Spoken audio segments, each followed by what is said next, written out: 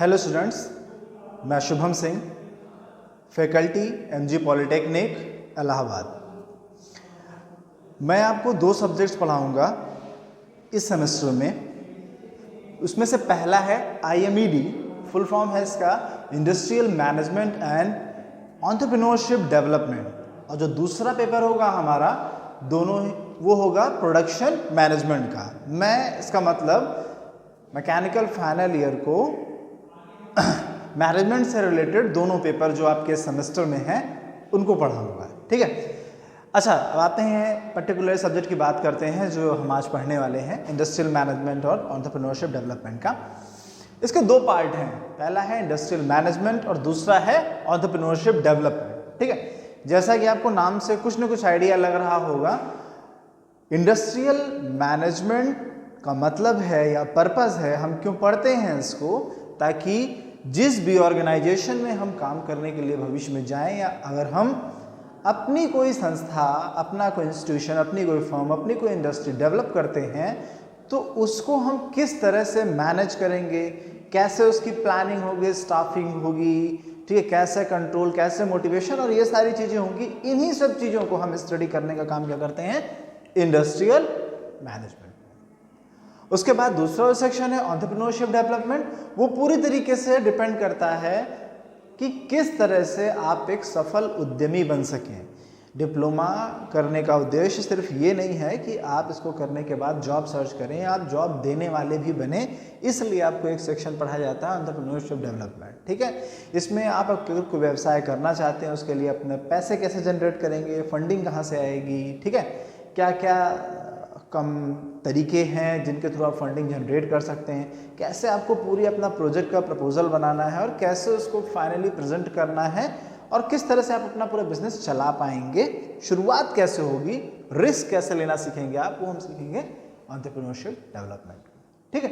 तो ये तो एक समरी रही जो आपको पूरा इस सब्जेक्ट के अंदर पढ़ना है। आज जो हम पढ़ने वाले हैं वो है पहला chapter, that is principles of management. इसका ये पार्ट 1 है और ये मेरा इस सब्जेक्ट का ये पहला लेक्चर है, ठीक है। अब आती है बात प्रिंसिपल्स ऑफ मैनेजमेंट। जैसे कि मैंने आपको सब्जेक्ट से ही बताया, मैनेजमेंट को हम हिंदी में समझ सकते हैं प्रबंधन। ये सब्जेक्ट ऐसा है नहीं कि जिसमें मैं बहुत ज़्यादा चीज़ें आपको हिंदी में बताऊं, क्योंकि जो चीज़ें एज इट इज़ आप इंग्लिश में सीखेंगे और उसको आप एज इट इज़ अपने नोट्स में या अपने एग्जाम्स में आप इंग्लिश में ही लिख सकते हैं, और इंग्लिश में ही आपको याद करने में भी आसानी होगी, समझने में भी आसानी होगी, क्योंकि ये सारे शब्द जो आप देख रहे हैं इनमें से किसी की भी आप हिंदी ज़्यादातर इस्तेमाल नहीं करते हैं, आप इंग्लिश में ही इस्तेमाल करते हैं, ठीक है। इसलिए इनको इंग्लिश में समझना, लिखना, बोलना, पढ़ना, याद करना आसान है, इसलिए मैं इनको इंग्लिश में ही रख रहा हूँ। चलिए, प्रिंसिपल्स ऑफ मैनेजमेंट के बारे में समझते हैं कि ये चैप्टर क्या कहता है, कि प्रबंधन क्या है, प्रबंधन क्या कहलाता है, किस तरह से हम लोगों को, किसी व्यवसाय को प्लान करते हैं, लोगों का रिक्रूटमेंट या फिर उनको काम पे रखते हैं, किस तरह से उनको मोटिवेट करते हैं अच्छा और बेहतर काम करने के लिए, और उनसे एक बेहतर काम को अंजाम देते हैं, ठीक है। अब ये तो हो गया हमारा प्रबंधन, ठीक है, प्रिंसिपल्स ऑफ मैनेजमेंट, ठीक। मैनेजमेंट की अगर हम क्लियर कट डेफिनेशन की बात करें तो मैनेजमेंट वह युक्ति है जिसके सहायता से हम अपने जो हमारा मैन, मशीन, ठीक है, और जो भी हमारा मटेरियल है उसका हम ऑप्टिमम यूटिलाइजेशन करते हैं। इसका मतलब किसी व्यवसाय में लगने वाला श्रम, ठीक है ना, यंत्र, ठीक, और कार्य को हम जो है एक सीक्वेंस में लगाते हैं ताकि हम उससे मैक्सिमम आउटपुट निकाल सकें, ठीक है। यही कहलाता है क्या, हमारा मैनेजमेंट, ठीक। अब ऑफन लोग कंफ्यूज होते हैं, पहला तो क्या कि मैनेजमेंट और एडमिनिस्ट्रेशन एक ही जैसी चीजें हैं। कुछ हद तक हम कह सकते हैं कि मैनेजमेंट और एडमिनिस्ट्रेशन एक जैसी चीजें हैं, क्योंकि हमें ऐसा लगता है कि जिन संस्थाओं में जाते हैं हम वहाँ देखते हैं जो लोग एडमिनिस्ट्रेशन में बैठे होते हैं, हमको लगता है कि वही मैनेजर है या फिर वही मैनेजमेंट संभाल रहे हैं, लेकिन ऐसा होता नहीं है, ठीक है। मैनेजमेंट का जो पूरा प्रोसेस है वो किसी भी इंडस्ट्री में या किसी भी फैक्ट्री में उसकी प्लानिंग से शुरू होकर के मोटिवेशन तक जाता है, जबकि एडमिनिस्ट्रेशन का काम सिर्फ और सिर्फ जो लोग वहाँ काम कर रहे हैं उनको कंट्रोल या कोऑर्डिनेशन करना है। ठीक, एक संस्था में मान लेते हैं कि 100 लोग काम करते हैं, तो उन 100 लोगों के बीच में सामंजस्य बैठा करके ताकि सब काम एफिशिएंट तरीके से हो सके, जो करता है उसको हम क्या बोलते हैं, एडमिनिस्ट्रेशन करना। ठीक है, जबकि मैनेजमेंट इससे बड़ी डेफिनेशन है जिसमें ये सारे जो टर्म्स हैं वो इस्तेमाल होते हैं, जो कि मैं भी आपको समझाऊंगा। ठीक, इसी तरीके से कुछ और चीज़ें आती हैं कि लोग कभी कभी मैनेजमेंट, एडमिनिस्ट्रेशन और ऑर्गेनाइजेशन में भी कंफ्यूज होते हैं। ऑर्गेनाइजेशन को भी समझ लेते हैं कि अगर कोई ऑर्गेनाइजेशन है तो जो उसके हेड पे बैठा हुआ वही सारी चीज़ें कंट्रोल कर रहा है, जबकि ऐसा होता नहीं है। एक ऑर्गेनाइजेशन का हेड ज़रूर वो सबसे ऊपर बैठा होता है, लेकिन वो सारी चीज़ों को कंट्रोल नहीं कर रहा होता, सारी चीज़ों की मैनेजरियल पावर उसके पास नहीं होती है। ठीक, तो ये तीनों चीज़ें अपने आप में डिफरेंट है। ठीक, एक एक की क्या डेफिनेशंस हैं अलग अलग, वो बाकायदा आपको नोट्स में प्रोवाइड की जाएगी लिखने और याद करने के लिए। अभी मैं आपको सिर्फ एक ओवरव्यू दे रहा हूँ, समझा रहा हूँ चैप्टर क्या है। नोट्स आपको अलग से प्रोवाइड किए जाएंगे, टर्म्स आपको बताए जाएंगे, टर्म्स मैं आपको यहाँ पर एक एक समझा रहा हूँ। ठीक है, अब आती है बात मैनेजमेंट के, इसके बाद आते हैं क्या फंक्शन, क्या क्या कार्य। अभी तक आपने समझा भाई एडमिनिस्ट्रेशन अलग है, ठीक, ऑर्गेनाइजेशन अलग है, तो फिर क्या करता क्या है मैनेजमेंट। ठीक है, तो मैनेजमेंट के कुछ प्राइमरी वर्क हैं और कुछ सेकेंडरी वर्क हैं। ठीक है, इनको हम क्या कह सकते हैं, प्राइमरी वर्क। ठीक है, और इनको क्या बोल सकते हैं, सेकेंडरी वर्क। ठीक है, प्राइमरी वर्क मतलब प्रमुख कार्य, सेकेंडरी वर्क मतलब जो थोड़ा सा कम इंपॉर्टेंट है, लेस इंपॉर्टेंट है। ठीक, तो प्राइमरी काम क्या है, planning, organising, staffing, direction, control, coordination और मोटिवेशन। सेकेंडरी क्या है, कम्युनिकेशन, डिसीजन, इनोवेशन और प्रेजेंटेशन। चलिए पहले हम प्राइमरी वर्क को समझते हैं। अब किसी ऑर्गेनाइजेशन में, किसी और संस्था को शुरू करने से सबसे पहले क्या है, उसकी प्लानिंग करना। प्लानिंग करना क्यों इंपॉर्टेंट है, सबसे पहले तो हमें ये फाइंड आउट करना होगा ना कि उसके लिए हमारे पास फंड कैसे आएंगे, हम क्या करने वाले हैं। सपोज दैट आप साइकिल मैन्युफैक्चरिंग करने की एक प्लांट लगाना चाहते हो, ठीक है, या बाइक का प्लांट लगाना चाहते हो, बॉल बेयरिंग का प्लांट लगाना, कुछ भी ऐसा जिसमें बहुत सारे लोग मिल करके कोई एक काम करना चाहें या फैक्ट्री लगाना चाहें, तो उस चीज़ की हमें पहले से प्लानिंग करनी होगी, एक प्रपोजल बनाना होगा, तभी तो हम उसके लिए फंड ला सकेंगे। जरूरी नहीं तो सारा फंड हमारे पास खुद का हो।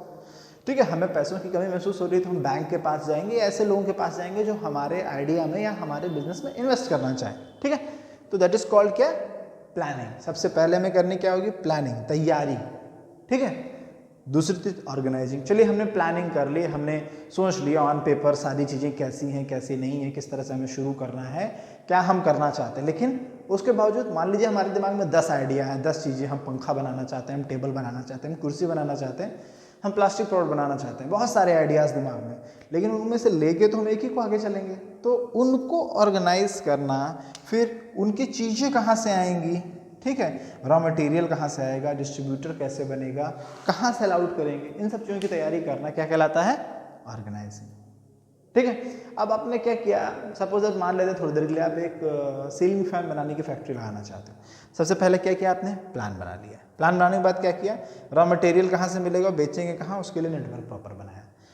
अब ध्यान देना है क्या, स्टाफिंग। भाई अब तो बनाना भी तो पड़ेगा ना, तभी तो बेचेंगे आप, इसलिए एक इंपॉर्टेंट क्या है, स्टाफिंग या हायरिंग, रिक्रूटमेंट। ठीक है, आप एम्प्लॉयज़ को जो भी आपको चाहिए आपकी क्वालिफिकेशन के रिक्वायरमेंट के हिसाब से उनको आप क्या करोगे, हायर करोगे। ठीक, that is called staffing.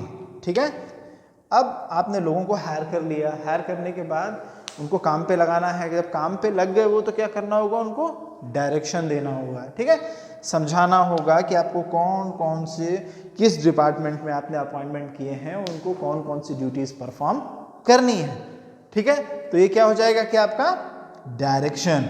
Direction के बाद अगला पॉइंट क्या आता है, कंट्रोल। ठीक है, कंट्रोलिंग बहुत इंपॉर्टेंट एस्पेक्ट है। उसका कारण, क्योंकि आपने 100 एम्प्लॉयज़ हायर किए, ठीक है, आपने उनको समझा दिया उनको क्या काम करना है, लेकिन हो सकता है कि उनमें से कई लोगों के अंदर कुछ डाउट्स हों।